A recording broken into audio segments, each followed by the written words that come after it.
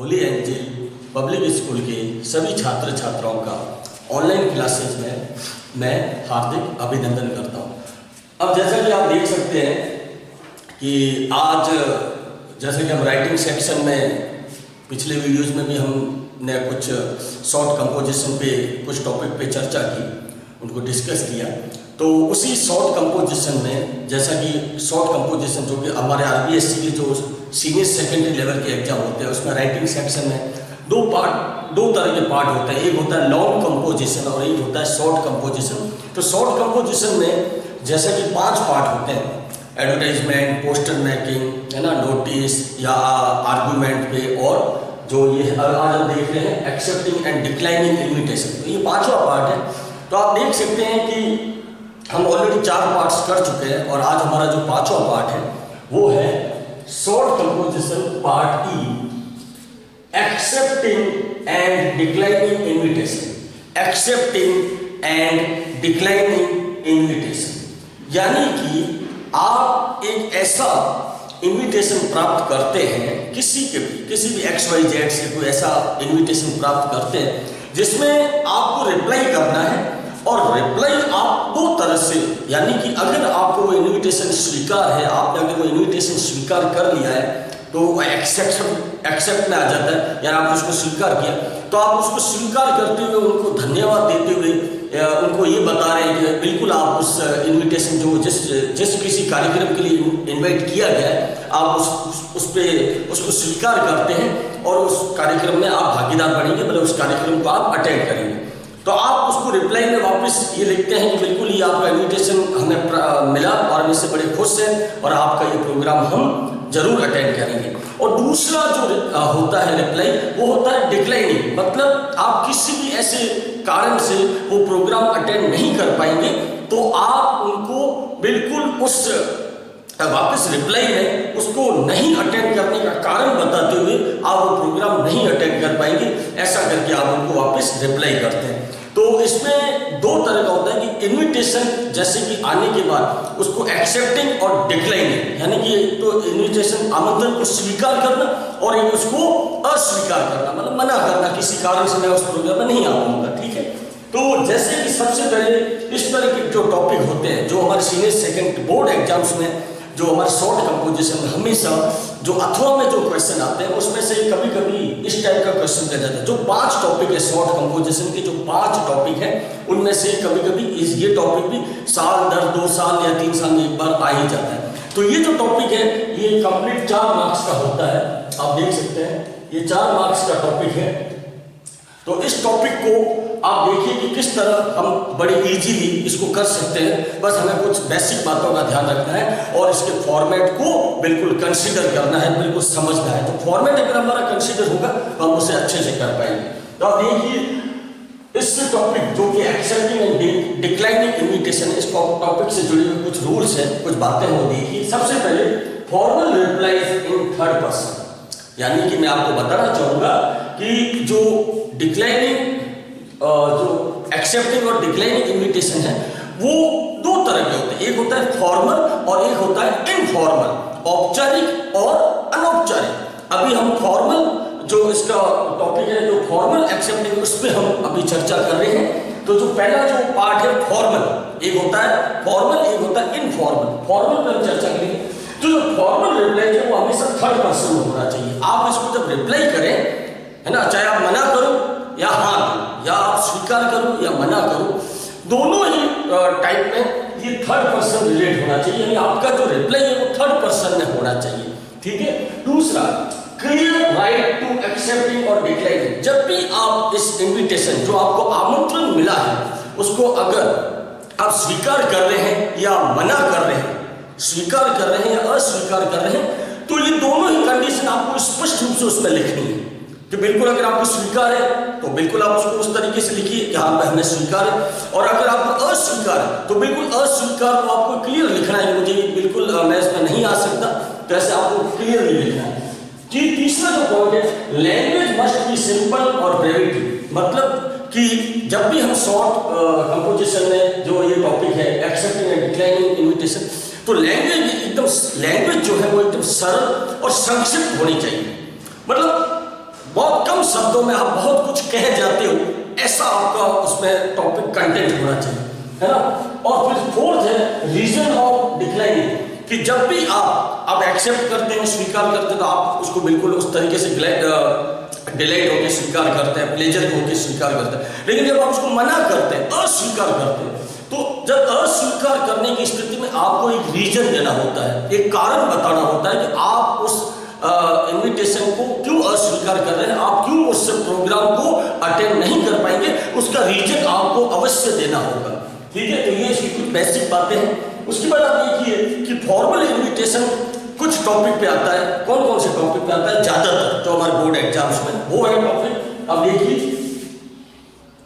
Birthday, marriage, house warming. तो आप देखिए मैंने आपके साथ 3 टॉपिक जो उनको हाईलाइट किया है। ये 3 टॉपिक है।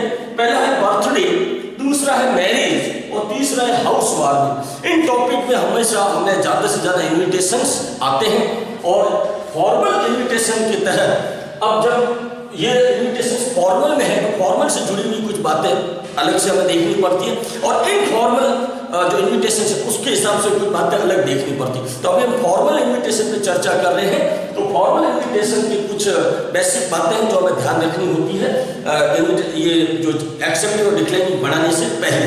तो वो बातें आप देखिए फॉर्मल कंटेंट। तो इसके जो हमेशा जब हम इनका एक्सेप्टिंग और डिक्लाइनिंग का जब जवाब देते हैं तो हमें कुछ उस एक बॉक्स बनाया जाता है। उस बॉक्स के अंदर किन किन कंटेंट के तहत हमें बातों का ध्यान रखना है वो हम देखेंगे। पहला है कि जब आप उसको लिखें तो उसमें आई और वी का प्रयोग नहीं होता। आई और वी का प्रयोग बिल्कुल नहीं करें, ठीक है। दूसरा है सैल्यूटेशन का प्रयोग नहीं करते। फॉर्मल जो इन्विटेशन है जो फॉर्मल लेवल पे आते हैं, जो औपचारिक लेवल पे है, तो फॉर्मल इन्विटेशन में हमेशा आप देखिए जब उसका जवाब देते समय उसमें सैल्यूटेशन का प्रयोग नहीं होता। सैल्यूटेशन का मतलब होता है अभिवादन, जैसे dear mother, dear father, dear sister, dear brother, dear friend, इनका प्रयोग फॉर्मल में नहीं होता। फिर है तीसरा, नीचे नाम नहीं लिखा जाता। जब आप इसका जवाब देते हैं चाहे वो स्वीकार में हो या अस्वीकार में, यानी एक्सेप्टिंग में हो या डिक्लाइनिंग में हो, इसमें कभी भी नीचे नाम नहीं लिखा जाता क्योंकि आपका नाम ऑलरेडी उसमें जो आपने इसका जो फॉर्मेट है जो आपने इसको जो बनाया है उसमें आपका नाम ऑलरेडी ऊपर पहले स्टार्टिंग में आ जाता है, तो नीचे नाम नहीं लिखा जाता। फिर डेट, टाइम, इवेंट और प्लेस। इसमें यह भी ध्यान रखना होता है कि जिन्होंने आपको आमंत्रण दिया है तो उन्होंने जिस डेट को उन्होंने आपको आमंत्रित किया है उस डेट को आप हाईलाइट करें उसी बॉक्स में, और विद टाइम और अगर इवेंट अगर जगह का नाम है तो वो भी आप हाईलाइट करें। वो उसमें आपको उस बॉक्स में जब आप उसको स्वीकार करने के संबंध में या अस्वीकार संबंध में जब बढ़ाएंगे आप लिखोगे तो उसमें आपको डेट, टाइम और इवेंट भी आप उसमें ऐड कर सकते हैं कि किस डेट को फंक्शन है और आप उसको उस डेट को आप वहाँ जाएंगे आपको बड़ा अच्छा लगा। और या फिर अस्वीकार करने में डिक्लाइनिंग में आपको बिल्कुल वही उस डेट का फंक्शन है, ये उस जगह पे है और मैं इस कारण से उस फंक्शन में नहीं आ पाऊंगा। तो मतलब टाइम, डेट और इवेंट, प्लेस ये आपको उसमें बॉक्स में बिल्कुल लिखना है, ठीक है। तो ये कुछ बेसिक बातें जो हमने एक्सेप्टिंग एंड डिक्लाइनिंग का जो टॉपिक है इन्विटेशन का, इसमें हमने देखा जो मैं कंप्लीट जो फॉर्मल इनफॉर्मल में ध्यान रखने वाली बातें वो ऊपर है और जो पर्टिकुलर जो फॉर्मल जो इन्विटेशन है जो एक्सेप्टिंग डिक्लाइनिंग का उसकी कुछ बातें और किन किन टॉपिक पे वो आता है वो टॉपिक आपने देख ली। उसके बाद उसके अंदर कुछ ध्यान देने वाली बातें हैं, जब आप उसको फॉर्मेट के हिसाब से बनाएंगे तो इन बातों का ध्यान रखना जरूरी है। अब हम आगे देखेंगे कि accepting and declining invitation, format of accepting and declining, यानी कि सबसे पहले जो आपके सामने जो ये फॉर्मेट है इस फॉर्मेट को आप ध्यान से देखिए। बिल्कुल आप देखिए मैंने बॉक्स बनाया है, पूरा कंप्लीट एक बॉक्स बनाया है और बॉक्स के अंदर मैंने किस तरह स्टेप टू स्टेप सब चीज़ों को सब बातों को मैंने लिखा है। आप बिल्कुल इस बॉक्स फॉर्मेट को देखते हुए बहुत ईजीली आप एक्सेप्टिंग एंड डिक्लाइनिंग इन्विटेशन बना सकते हैं, ठीक है ना। तो आप सबसे पहले देखिए कि हमेशा ऐसे इन्विटेशन में ज़्यादातर क्या है कि फॉर्मल जो इन्विटेशन है उसमें उस स्टार्टिंग में एड्रेस या डेट नहीं लिखा जाता, लेकिन ऐसा नहीं है। आप एड्रेस और डेट भी आप लिख सकते हैं। बस ये है कि वो थोड़ा बिल्कुल सही तरीके से उसको लिखा जाए। सबसे पहले आप देखें कि फॉर्मल इन्विटेशन में अगर आपको किसी को आपने वो इन्विटेशन एक्सेप्ट किया है या आप उसको स्वीकार कर रहे हो या अस्वीकार कर रहे हो, एक्सेप्ट कर रहे हो या डिक्लेयर नहीं कर रहे हो, तो सबसे पहले जो चीज़ ध्यान देनी, सबसे पहले आपको क्या करना है कि मान लो बोर्ड एग्जाम में कोई ऐसा एक क्वेश्चन आ गया, एक क्वेश्चन आ गया कि किसी ने आपको बर्थडे पार्टी पे या मैरिज में या किसी ऐसे अच्छे कार्य के लिए आपको इनवाइट किया है, ठीक है, और मान लो आप उस कार्यक्रम को इनवाइट कर रहे हो या डिक्लाइनिंग कर रहे हो। तो पहले अपन इनवाइट का देखते हैं, फिर उसके बाद डिक्लाइनिंग का देखते हैं। तो सबसे पहले आपको क्या करना है कि अब आपने वो इन्विटेशन आपको मिल चुका है, अब वापस आप उसको रिप्लाई दे रहे हैं। अब रिप्लाई दे रहे हैं तो उसमें क्या करना है कि उसको रिप्लाई देने के दौरान आपको किस तरह उसको रिप्लाई देना है, उसका फॉर्मेट भी आपके सामने। तो देखिए सबसे पहले रिसीवर्स एड्रेस, रिसीवर्स एड्रेस आप बिल्कुल ध्यान से देखिए। आपको एक ऐसा बॉक्स बनाना है और बॉक्स में सबसे पहले कि आपको रिप्लाई कौन दे रहा है, आप दे रहे हैं। आपको इन्विटेशन मिला है तो आप वापस रिप्लाई दे रहे हैं, तो आप अपना खुद का एड्रेस यहाँ पे लिखेंगे, ठीक है, कहाँ पे, यहाँ पे अपना एड्रेस लिखेंगे खुद का, ठीक है। उसके बाद आप जिस दिन वो लेटर लिख रहे हैं, सॉरी जिस दिन आप वो रिप्लाई दे रहे हैं, कौन सी डेट को रिप्लाई दे रहे हैं। मान लो आपको जो कल जो बीता हुआ कल है उस दिन आपको वो इन्विटेशन मिला और आज आप वापस उसको रिप्लाई दे रहे, तो आज की डेट आप यहाँ लगाओगे, यहाँ पे आज की डेट लगाओगे, ठीक है। उसके बाद आपको क्या करना है, जैसे कि आपको लिखा गया सेंडर्स नेम, जो इन्विटेशन का रिप्लाई जो दे रहा है वो कौन दे रहा है, आप दे रहे हैं, तो आप अपना नाम यहाँ लिखें, बिल्कुल आप यहाँ लिखें यहाँ पे। उसके बाद ये तो हो गया, ये आप देखिए यहाँ पे आप मन से नहीं लगाए, आपका जो क्वेश्चन है, जो क्वेश्चन आया है उसमें जो नाम आया है, जो आपका नाम आया है ना, वो आपको नाम याद लिखना है। उसके बाद आपको जो परमानेंट वर्ड्स है, जो मेरे फॉर्मेट के हिसाब से जो परमानेंट वर्ड है वो आप लिखेंगे।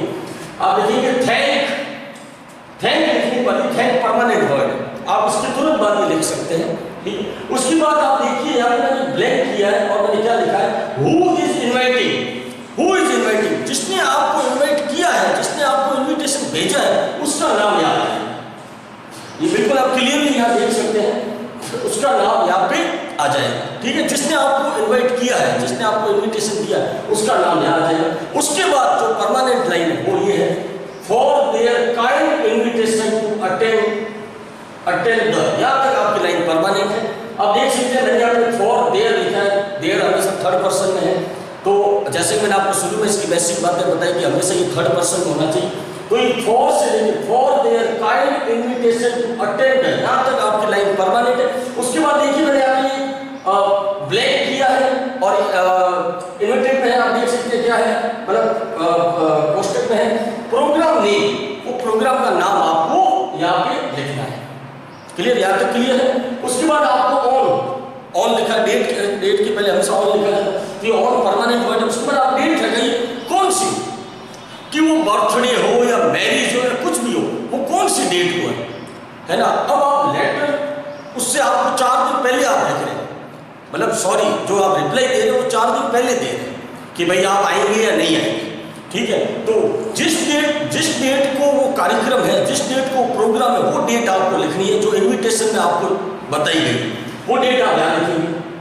फिर उसके बाद एट, टाइम के ऊपर, टाइम से पहले हमेशा एट लगाया जाता है, तो ये परमानेंट वर्ड है। उसके बाद वो जो कार्यक्रम है वो कौन सी डेट को है और किस टाइम पे वो शुरू होगा, वो टाइम आप यहाँ लिख दीजिए, बराबर।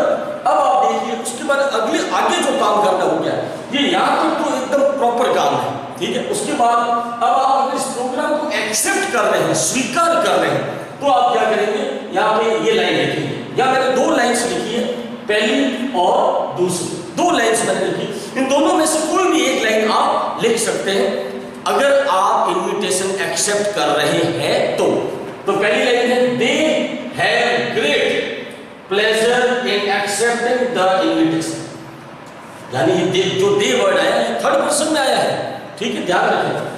तो ये दे जो आया ये आपके लिए कि भाई आपने इसको एक्सेप्ट कर लिया और आप बिल्कुल आएंगे और आप बड़ी खुश हैं कि आपने ये इन्विटेशन स्वीकार किया। तो आपने ये एक आप देख सकते हैं, they have great pleasure in accepting the invitation. ये लाइन भी आप लिख सकते हैं। अगर ये ना लिखें तो आप ये लाइन भी लिख सकते हैं, they felt dilated with the invitation, they felt dilated with the invitation. ये भी लाइन आप लिख सकते हैं। दोनों में से कोई भी एक लाइन आप लिख सकते हैं। और इस तरह आपने बिल्कुल यहां से लेके और यहां तक इसको बढ़िया सा इनविटेशन वापस रिप्लाई में, एक्सेप्टिंग रिप्लाई में, फॉर्मल में आपने जवाब दे दिया। अब आ जाता है कि अगर आपको इसको अस्वीकार करना है कि नहीं मैं किसी कारण से इस प्रोग्राम में नहीं जा सकता, तो मैं ध्यान रखिए कि यहां तक तो आपको लिखना ही है। ये कॉमन है, ये कॉमन है, बिल्कुल कॉमन है, यानी ये बिल्कुल कॉमन है। अगर आप एक्सेप्ट करते हो या डिक्लाइन करते हो, दोनों में ये कॉमन है। अगर आप एक्सेप्ट करते हो तो इनमें से कोई एक लाइन लिख लीजिए, और अगर आप मना करते हो तो आप बिल्कुल यहां से ये जो लाइन है जो मैंने लिखा है फॉर डिक्लाइन, जो परमानेंट लाइन, ये देखिए यहां से बीइंग से लेके sincere thanks for the invitation, ये लाइन आप याद रखिए। अगर आपको स्वीकार है तो इनमें से कोई एक लाइन लिख दो, दो में से एक। अगर आपको अस्वीकार है, डिक्लाइनिंग में है, तो ये लाइन आप, ये फॉर्मेट जो ये लाइन है वो आप याद रखिए। बिल्कुल यहां खत्म होने के बाद ये याद रखिए, बराबर। इस तरह एक्सेप्टिंग और डिक्लाइनिंग दोनों का जो स्टार्ट है वो कॉमन है, लेकिन अगर आपको आगे जो ध्यान रखना है वो ये है कि अगर आपको एक्सेप्टिंग है, स्वीकार है, तो आप इनमें से कोई एक लाइन लिखिए। और अगर आपको अस्वीकार, आप नहीं पहुंच सकते उस कार्यक्रम, तो आप ये वाली लाइन इसके बिल्कुल खत्म होने के बाद आप लिख दीजिए। तो इस तरह देखिए ये पूरा एक फॉर्मेट है जो बिल्कुल इस प्रॉपर फॉर्मेट को देखते हुए आप खुद से एक्सेप्टिंग और डिक्लाइनिंग फॉर्मल रिप्लाई आप खुद बढ़ा सकते हैं। तो बिल्कुल देखिए इसका मैं एक एग्जांपल देखेंगे। अभी ये आपने फॉर्मेट को समझा अच्छे से, अब हम इसका रिप्लाई देखेंगे। एक बड़ा के देखते हैं खुद से। सपोज दें कि एक बोर्ड एग्जाम में क्वेश्चन आ गया कि आपको, कि मिस्टर अमित ने, जिसने, है ना, तो आप देख सकते हैं कि आपको मिसेज एंड मिस्टर गुप्ता ने आपको अपने बर्थडे पे आपको मान लो बुलाया है, सपोज दैट, है ना, वो इज इनवाइटिंग नेम, ठीक है ना।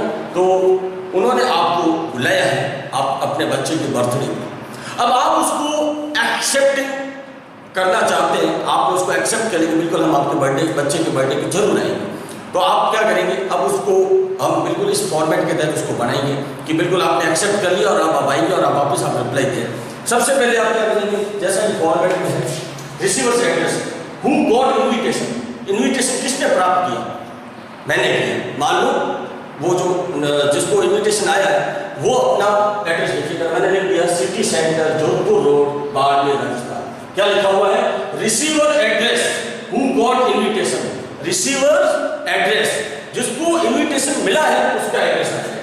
बिल्कुल ऐसे बॉक्स आपको बनाना है और प्रॉपर तरीके से यहाँ एड्रेस सेट करना है, थोड़ा गैप होना चाहिए। उसके बाद एक लाइन आप छोड़ दीजिए और डेट। अब उसका जो बर्थडे है, जिस उस बच्चे का जिसने आपको इन्विटेशन भेजा है, उसका बर्थडे 14 दिसंबर को है, 14 दिसंबर को है, ठीक है। तो ऐसा तो है ना कि आप 15 दिसंबर को लिख रहे हैं, जो बर्थडे चला गया उसके बाद लिख रहे हैं, या आप 10 अप्रैल लिख रहे हैं, ऐसा भी नहीं।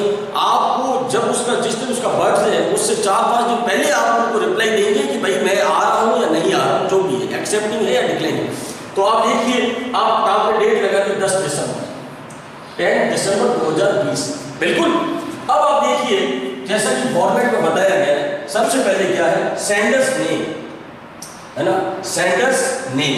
तो आप देख सकते हैं कि आपने यहाँ पे नाम लिख दिया Mrs and Mr Gupta, Mrs and Mr Gupta, यानी कि जो आपको इनवाइट कर रहा है, आपको जिसने आपको इनविटेशन भेजा है उसका नाम आ जाएगा। तो बिल्कुल आप देखिए मैंने लिखा है who is inviting name, who is inviting name, यानी जो आपको इनवाइट कर रहा है उसका नाम। उसके बाद आपको जो परमानेंट वर्ड है वो ये है थैंक, ये आपका परमानेंट वर्ड, जो जैसे यहाँ पे लिखा हुआ आप देख सकते हैं, ठीक है। उसके बाद आप क्या करिए कि अब उसने, उन्होंने इनविटेशन किसको दिया है, उन्होंने इनविटेशन किसको भेजा है, जिसको भेजा है ना, वो अपना नाम, उसका नाम याद है, मिस्टर अमित, कोई भी नाम आ सकता है। अगर वो लेकिन जो एग्जाम में जो क्वेश्चन में नाम दिया गया वही आपको लिखना है। वो नाम लिखने के बाद आगे का जो परमानेंट है वो आप देख सकते हैं, for their kind invitation to attend the, या तो रुक जाइए आप, अब बिल्कुल यहाँ पे रुक जाइए, अटेंड, जैसा कि मैंने यहाँ लिखा